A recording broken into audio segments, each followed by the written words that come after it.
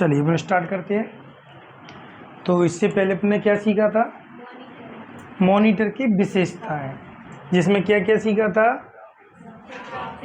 Graphics के बारे में सीखा था, पिक्सल के बारे में सीखा था, रिजोल्यूशन के बारे में सीखा था, पिक्सल क्या होते हैं, कैसे बने होते हैं, इनका हमारे कंप्यूटर की क्वालिटी पर क्या प्रभाव पड़ता है, रिजोल्यूशन क्या था, पिक्सल और रिजोल्यूशन आपस में कैसे रिलेटेड हो रहे थे, अगर पिक्सल बढ़ेंगे तो रिजोल्यूशन बढ़ेगा कि घटेगा, रिजोल्यूशन बढ़ेगा तो मॉनिटर की क्वालिटी बढ़ेगी या घटेगी।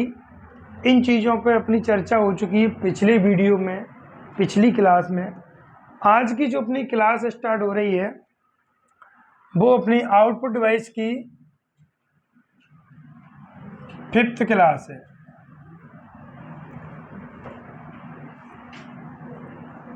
और मॉनिटर का अपना पार्ट 3 है।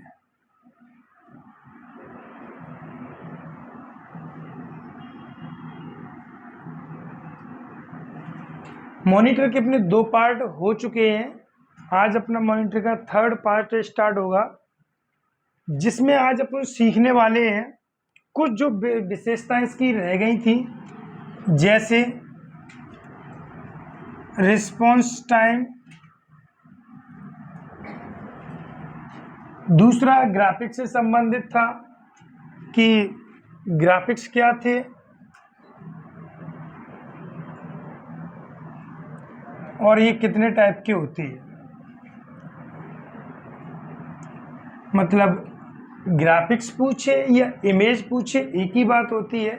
इमेज कितने टाइप के होते हैं, ग्राफिक्स कितने टाइप के होते हैं, वो सारी चीज़ें। तो एक होती है इमेज या ग्राफिक्स रास्टर इमेज होती है, और दूसरी होती है वेक्टर इमेज। आज इन चीज़ों पर अपन चर्चा करने वाले हैं। पिछली क्लास देख लेना आप लोग, जिसकी भी छूट गई है, नहीं छूटी है तब भी आप देख लेना, क्योंकि तभी आगे की क्लास क्लियर होगी।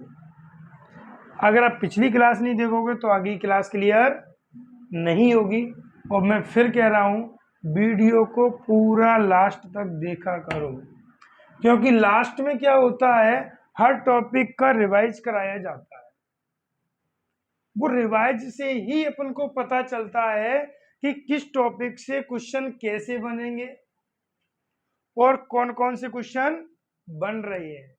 आप कितना भी पढ़ लो, अगर आपको यह नहीं पता कि किस चीज से क्वेश्चन कैसे बनेंगे तो टिक कैसे करोगे? आप कर ही नहीं सकते। तो इन सब के लिए आपको क्या करना पड़ता है, लास्ट में क्वेश्चनों को देखना पड़ेगा कि किस पॉइंट से कितने घुमा के क्वेश्चन बनता है। आप ये चीज नहीं करते हो, ये वीडियो नहीं देखते हो लास्ट तक, तो क्या होता है, जब भी आपसे मैं क्वेश्चन पूछता हूं फिर कहते हो सर हमको घुमा रहे हैं। तो ना घूमने की ट्रिक पहले ही सीख लो। घूमता वही है जो पढ़ता नहीं है। मैंने आपसे नाम पूछा, आपने तुरंत अपना नाम बता दिया। अब मैं आपसे 1000 बार आपका नाम पूछूं घुमा घुमा के, आप घूमे क्या? नहीं घूमे। क्यों? क्योंकि आपको वो चीज अच्छे से पता था कि मेरा नाम क्या है। आप घूमते उसी चीज में हो जिसके बारे में आपने पढ़ा नहीं होता है, जिसके बारे में आपको नॉलेज नहीं होती है, और जिसको आपको पता ही नहीं इसका क्वेश्चन कैसे बनता है। तभी आप घूमोगे। तो उस घूमने से बचने के लिए आप हर टॉपिक के लास्ट में विशेष ध्यान देकर उनको देखा करो कि सर यहाँ से क्वेश्चन कैसे बता रहे हैं, क्वेश्चन कैसे बन रहे हैं। हमने पढ़ लिया पिक्सल क्या होता है, रेजोल्यूशन क्या होता है, चाहो तो 2 लाइन में खत्म कर दो, 2 पेज में खत्म कर दो। लेकिन जब भी मैं क्वेश्चन पूछूंगा तब मैं वही पूछूंगा जो एग्जाम में आता है। वो एग्जाम में जो आता है वो मैं लास्ट में क्लास के बताता हूं कि यहाँ से क्वेश्चन कैसे बनेंगे। क्लियर? चलिए तो अपन अपनी क्लास स्टार्ट करते हैं, और अपनी क्लास इन टॉपिकों पे होने वाली है, जिसमें अपन एक चीज सीख चुके हैं, रिस्पॉन्स टाइम से पहले अपन को रिफ्रेश रेट सीखना आवश्यक होता है, जिसे अपन पहले सीख चुके हैं। क्योंकि अगर आपको रिस्पॉन्स टाइम सीखना है तब आपको रिफ्रेश रेट पता होनी चाहिए, क्योंकि कंप्यूटर में किसी भी चीज को करने में एक टाइम लगता है। तो वो रिफ्रेश रेट बता रहा था क्या करना है और क्या करने में कितना समय लगेगा, वो कौन बताएगा? तो पहली हेडिंग है अपनी रिस्पॉन्स टाइम। सभी में रिस्पॉन्स टाइम अलग अलग होता है। ये अपन मॉनिटर का रिस्पॉन्स टाइम देखने वाले हैं, और मॉनिटर का रिस्पॉन्स टाइम देखेंगे तो सिंपल सी बात है, डिस्प्ले का रिस्पॉन्स टाइम होगा। किसका होगा? डिस्प्ले का। तब अपन कह सकते हैं कि रिस्पॉन्स टाइम को डिस्प्ले रिस्पॉन्स टाइम भी कहते हैं।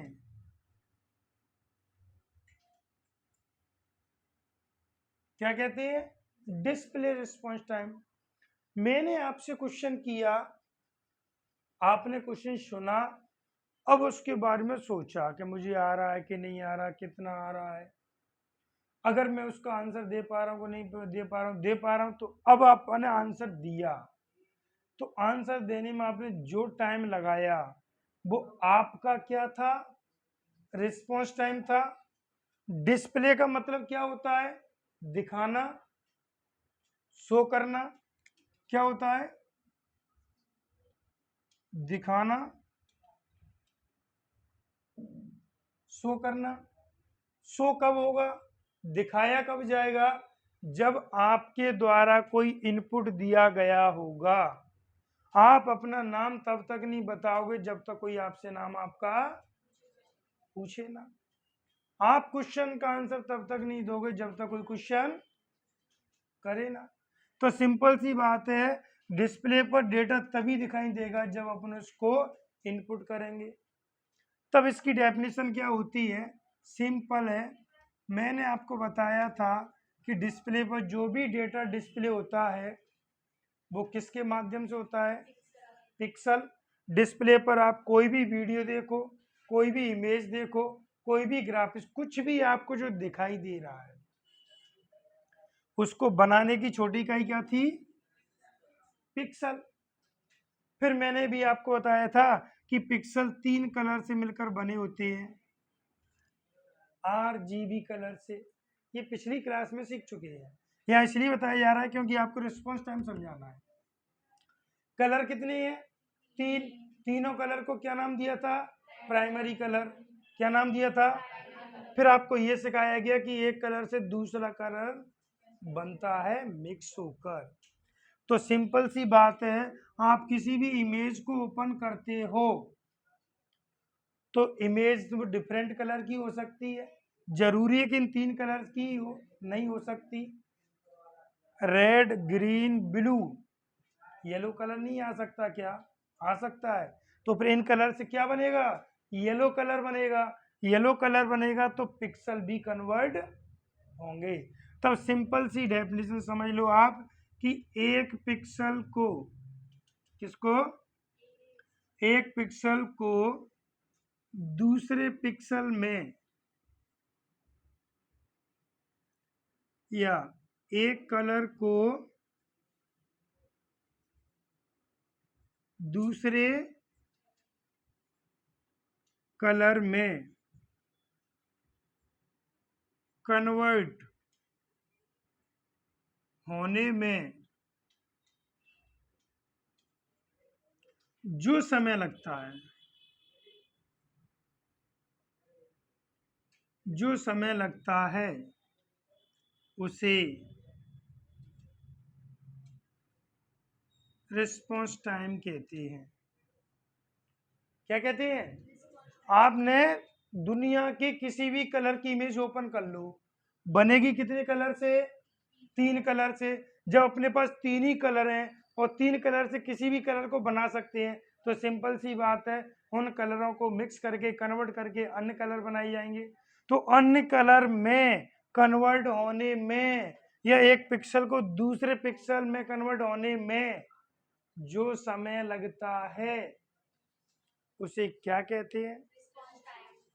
Response time. और जिस स्पीड से कन्वर्ट होता है उसे क्या कहते हैं? Refresh rate. ये कल की क्लास में आपको सिखाया था।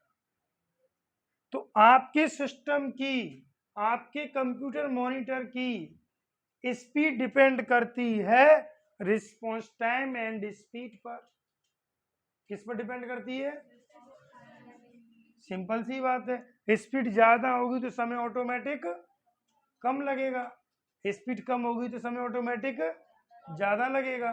तो ये वही चीज है, अगर आपने किसी चीज पे क्लिक किया और स्पीड ज्यादा है तो रिस्पॉन्स टाइम हमेशा कम होगा, डेटा को तुरंत डिस्प्ले कर देगा। अगर किसी भी सिस्टम में डिस्प्ले टाइम कम है तब आप कोई भी चीज तुरंत ओपन करके उसे देख सकते हो। अगर आपके कंप्यूटर में डिस्प्ले होने में टाइम लग रहा है, डेटा को शो होने में टाइम लग रहा है, डेटा को प्ले होने में टाइम लग रहा है, अपन का अभी तो मूवी प्ले हो रही है, टाइम लग रहा है थोड़ा, तो क्या गड़बड़ है? और रिस्पॉन्स टाइम किसके ऊपर डिपेंड है? तो दोनों गड़बड़ है उसकी, रिफ्रेश रेट भी गड़बड़ है और रिस्पॉन्स टाइम भी। क्लियर? तो क्या समझ में आया कि रिस्पॉन्स टाइम क्या होता है? शॉर्ट में बोलेंगे तो सिंपल सी बात, आउटपुट मिलने में जो समय लगता है उसे, मैंने तुमसे क्वेश्चन किया, तुमने मुझे जितनी देर में आंसर दिया तो आंसर देने में जो टाइम लगा उसे क्या कहेंगे? रिस्पॉन्स टाइम कहेंगे। और डीपली अगर क्वेश्चन जाएगा तब एक कलर को दूसरे कलर में, एक पिक्सल को दूसरे कलर में कन्वर्ट होने में जो समय लगता है उसे क्या कहते हैं? और रिस्पॉन्स टाइम डिपेंड करता है आपके रिफ्रेश रेट पर, और रिफ्रेश रेट के कारण आपका डिस्प्ले में जो डेटा शो होता है वो डिपेंड करता है। क्लियर? तो जब भी अपना कंप्यूटर अगर गड़बड़ हो रहा है तो उसकी रिफ्रेश रेट बढ़ा लो। और मैंने आपको बताया था रिफ्रेश रेट किस में मापी जाती है? हर्ट्ज में मापी जाती है, जिसे एच जेड शॉर्ट में लिखते हैं। क्या लिखते हैं शॉर्ट में? H Z. अगर ये गीगा में तो जी लग जाएगा, G H Z, gigahertz, megahertz, kilohertz, terahertz, तो ये लगते जाएंगे जैसे करके इस तरीके से। अभी आपके जो सिस्टम आ रहे हैं वो जितने भी जो समझ सिस्टम हैं वो आपके गीगा हर्ट्ज वाले आ रहे हैं, इन फ्यूचर आपके टेरा हर्ट्ज वाले आएंगे और टेरा हर्ट्ज की स्पीड बहुत ज़्यादा होगी। लेकिन क्या है ना, अभी अपन को स्पीड ये लग रही है, लेकिन आने वाले समय में अपन इतनी स्पीड से कार्य करेंगे कि अपन को ये स्पीड भी कम पड़ जाएगी। जैसे मैं फॉर एग्जांपल का बोलूँ, पहले अपन को ज़्यादा से ज़्यादा 20 MB 30 MB, जब अपनी सिम फ्री नहीं हुआ करती थी तब मिलता था नेट, 2-3 मिनट लगती थी किसी इमेज को ओपन होने में, हम खुश थे। क्यों? हमें ज़रूरत नहीं थी हमें। लेकिन जैसे जैसे नेट की जरूरत पड़ गई, आज हमारे लिए 4GB 5G की स्पीड कम लगने लगी तुम लोगों को। एक ही चीज कहते हो 5G में अनलिमिटेड मिल रहा है, लेकिन स्पीड 5G की भी कम लग रही है तुम लोगों को। ऐसा लग रहा है कि बहुत टाइम लगता है, ऐसा नहीं, क्लिक किया डाउनलोड, तो क्लिक किया डाउनलोड हुआ नहीं, समय आएगा, लेकिन उसके लिए क्या बढ़ेगा? पैसे बढ़ेंगे। वो तो स्वाभाविक है। तो जितने रिचार्ज भी महंगे होते जाएंगे, होते भी जा रहे हैं। तो यहाँ पर अपने क्या सीखा? Response time. क्लियर? तो इसको नोट कर लो, फिर अपन इन दोनों को स्टार्ट करते हैं। हाँ जी, ये हो गया आपका। अब अपन देखने वाले हैं ग्राफिक्स। इसको हटा देते, नोट हो गया आपका।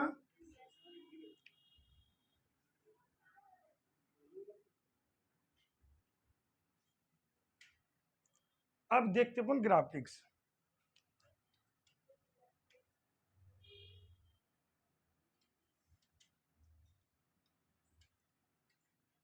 सिंपल सी बात है, ग्राफिक्स मतलब एक इमेज।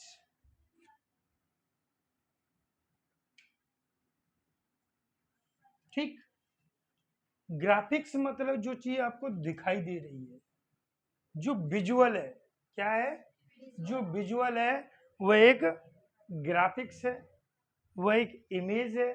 और इमेज के ही परिवर्तित रूप होते हैं, जैसे आप बोल देते हो फोटो भी सर, फोटो बोल देते हो, कोई आर्ट बोल देते हो, तो वो अलग अलग नाम होते हैं, लेकिन वो सभी है क्या चीज, ग्राफिक्स। अब ये जो ग्राफिक्स होता है ना, कंप्यूटर सिस्टम में आया जीयूआई के रूप में,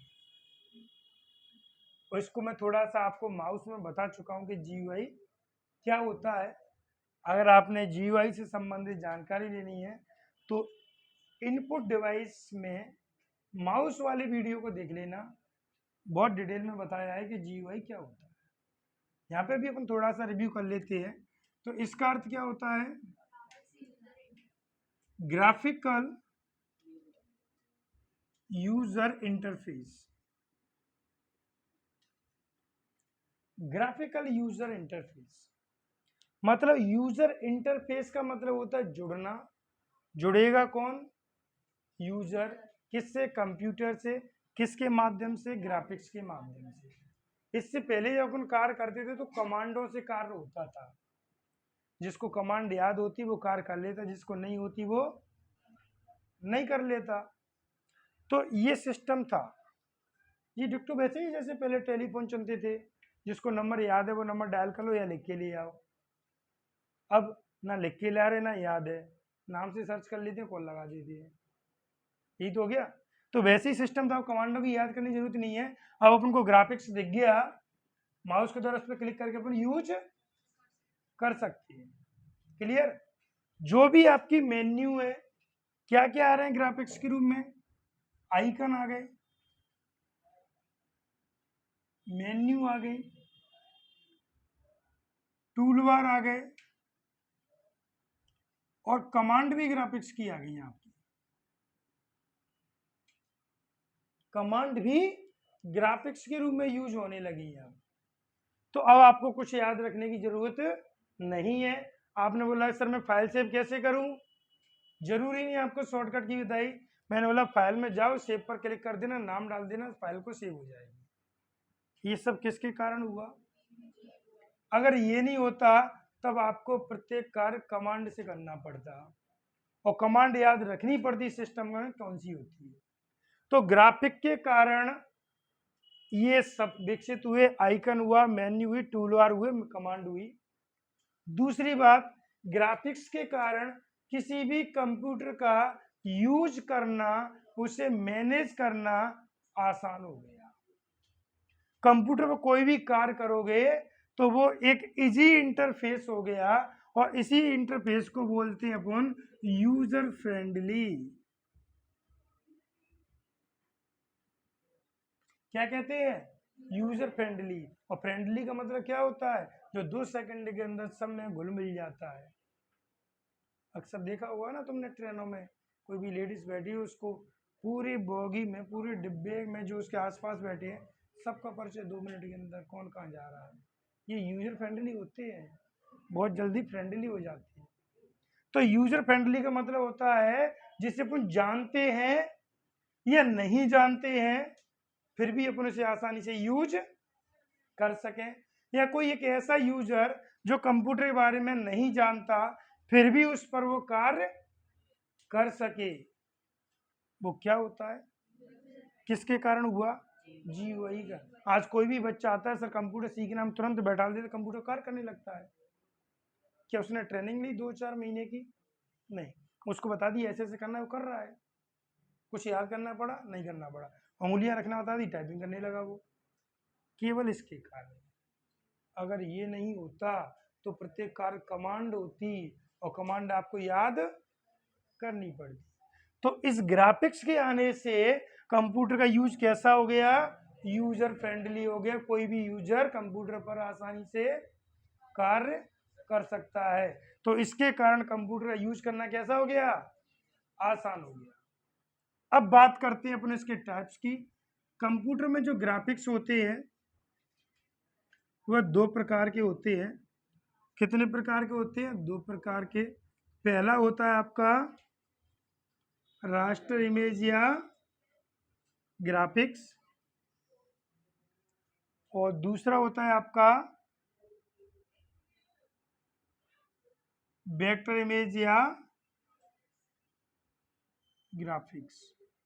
ध्यान रखना, मोस्ट इंपोर्टेंट पॉइंट है, यहाँ से कई बार क्वेश्चन आ चुके हैं और आते हैं, हर किसी से बनते नहीं है, क्योंकि ये टॉपिक हर किसी को पढ़ाया भी नहीं जाता, और ना बच्चा इसको पढ़ता है, ना ये बुकों में दिया रहता है।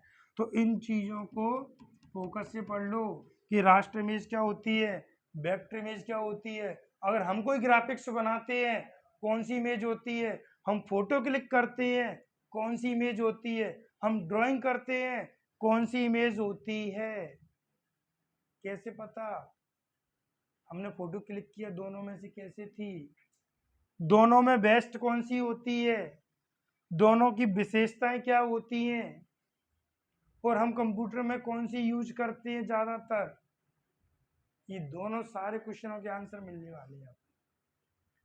पहली होती है आपकी रास्टर इमेज। ये जो रास्टर इमेज है ना, इसको अपन बोलते हैं पिक्सल बेस्ड इमेज।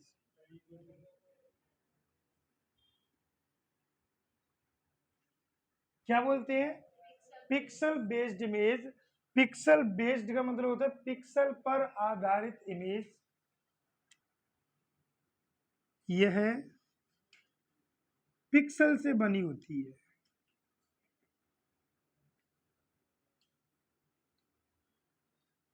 किससे बनी होती है? पिक्सल से बनी होती है।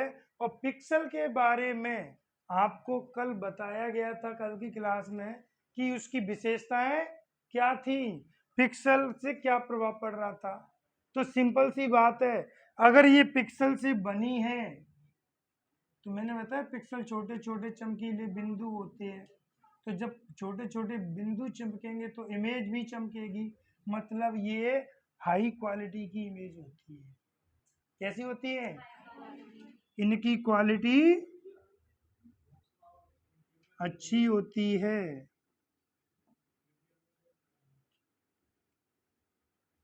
इनकी क्वालिटी अच्छी होती है, लेकिन ध्यान रखना, हर अच्छे में भी कुछ कमियां होती है। क्या कमी थी? कि इसको जूम इन जूम आउट करने पर फोटो ब्लर हो जाता है। क्या हो जाता है? ब्लर। अगर आप इसको जूम करते जाओगे तो ब्लर हो जाएगा। जिस साइज में था उस साइज से आपने ज्यादा जूम कर दिया, फोटो की क्लियरिटी बिगड़ जाएगी। पिक्सल की संख्या कम ज्यादा होने पर भी क्वालिटी प्रभावित होती है। क्या? पिक्सल पिक्सल की संख्या कम ज्यादा होने पर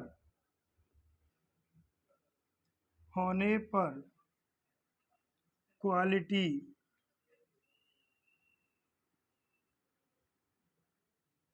प्रभावित होती है। क्लियर? तो इसकी जो क्वालिटी होती है वो कैसी हो जाती है? प्रभावित हो जाती है, अगर आप इसको जूम इन जूम आउट करोगे या पिक्सल की संख्या बढ़ाओगे। और तो और अगर आपने इसका फॉर्मेट भी चेंज कर दिया तब भी ये प्रभावित हो जाएगी। ये किस किस के रूप में होती है? जेपीईजी के रूप में होती है, ये इसके एक्सटेंशन नेम है। जेपीजी के रूप में होती है, पीएनजी के रूप में होती है, ईटीसी। ये जो इमेजें होती हैं जेपीजी, जेपीजी, पीएनजी, ये इसके फॉर्मेट होते हैं। आप जो मोबाइल से फोटो क्लिक करते हो वो यही इमेज होती है। यही रीजन आपको कल सिखाया गया था कि एक मोबाइल का फोटो आप क्लिक करते हो, अच्छा आता है, जैसे शेयर करते हो तो दूसरे मोबाइल में वो क्लियरिटी नहीं मिलती जो अपने में मिलती है, क्योंकि हर मोबाइल की क्वालिटी अलग अलग होती है। तो आपने फोटो क्लिक किया, वो आपके मोबाइल के अकॉर्डिंग था, लेकिन जैसे ही वो दूसरे मोबाइल में पहुंचा तो उसकी क्वालिटी उस दूसरे मोबाइल के पिक्सल के अकॉर्डिंग बन जाएगी। तो फिर क्वालिटी किसके अकॉर्डिंग दिखेगी? उस मोबाइल के अकॉर्डिंग दिखेगी। वो जितने भी मोबाइलों में कंप्यूटरों पर शेयर होगा, सब में क्वालिटी धीरे धीरे धीरे कैसी होती जाती है, खराब होती जाती है। यही कारण है कि आप अपने मोबाइल में कोई भी जो फोटो डला हुआ है जो 2-3 साल पहले खींचा था, आज आप उसको देखना, उसकी क्लियरिटी जो पहले थी वैसी नहीं रही होगी। ओल्ड फोटो डली हो तो देख लेना, वो इसके कारण होता है। तो जो भी कैमरे के द्वारा लिया जाता है फोटो, किसी ऑब्जेक्ट का डायरेक्ट फोटो लिया जाता है, वो कौन सी इमेज होती हैं, रास्टर इमेज होती है। किससे बनी होती है, पिक्सल से बनी होती है। क्लियर। नेक्स्ट आती है वेक्टर इमेज। वेक्टर इमेज को लाइन बेस्ड इमेज भी कहते हैं।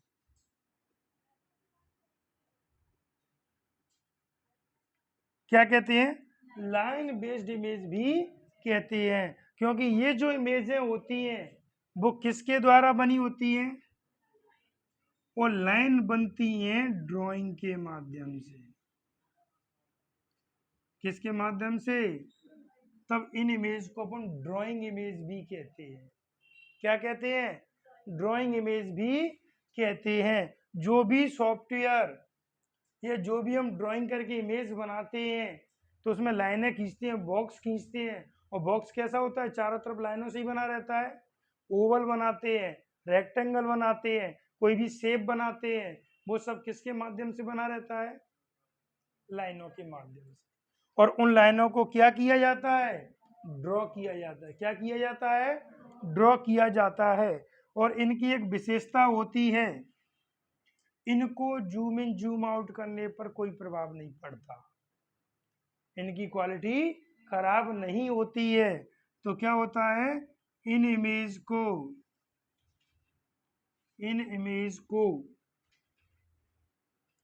जूम इन जूम आउट करने पर